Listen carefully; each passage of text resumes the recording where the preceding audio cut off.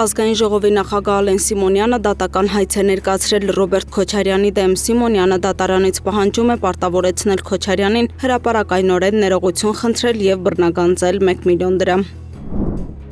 Արտակարգ դեպք Երևանում ընտանիքի 3 անդամները, որոնցից 2-ն անչափահասներ են, մարմնական վնասվածքներով տեղափոխվել են Սուրբ Աստվածամայր բժշկական կենտրոն։ Պարզվել է, որ բուժօգնության տեղափոխվածներն են 2-ամյա ԳԳ-ն ձախ ուսահոդի ապակու կտրած վերկախտորոշմամբ, 3-ամյա ԱԳ-ն աջ ոտնաթաթի կտրած վերկախտորոշմամբ եւ 32-ամյա Քրիստինե Բ-ն աջ ոտնաթաթի ու աջ ձեռքի ապակու կտրած վերկախտորոշմամբ։ Շենգավիթի համայնքային ոստիկանները պարզել են, որ վիրավորները մարմնական վնասվածքները ստացել են իրենց տան լոգարանում լոգանք ընդունելու ժամանակ լոգախցիկի դռան ապակին կոտրվելու եւ վերջիններից վրա ընկնելու հետևանքով։ Դեպքի փաստով փաստաթղթեր են կազմվել եւ փոխանցվել Հայաստանի քննչական կոմիտե։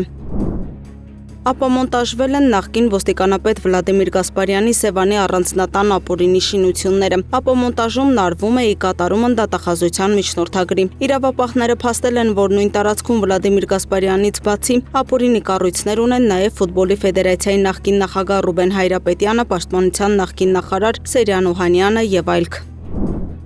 Գլխավոր դատախազության ապօրինի ծագում ունեցող գույքի բռնագանձման գործերով արչությունը պահանջ է ներկայացրել դատարանին Հայաստանի պաշտպանության նախարարի նախկին տեղակալ Ազգային ժողովի նախկին պատգամավոր Արթուր Աղաբեկյանից եւ նրան փոխկապակցված անձանցից հօգուտ Հայաստանի Հանրապետության բռնագանձել 3 անշարժ գույք։ Երևանի կենտրոն վարչական շրջանում գտնվող 4 անշարժ գույքի գնման իրավունք, 1 անշարժ գույքի ներկայիս շուկայական արժեքը, 3 տրանսպորտային միջոց, 4 իրավաբանական անձանցում մասնակցություն, 27 միլիոն 597,000 դրամ, որպես ապօրինի դրամական միջոցների մնացորդ, 8 միլիոն դրամ, որը չի հիմնավորվում անձի օրինական եկամուտներով, ունի ապօրինի ծագում, փոխանցվել է բարեխիղճ ձեռքբերողի կամ հնարավոր չէ նույնականացնել եւ բռնագանձել։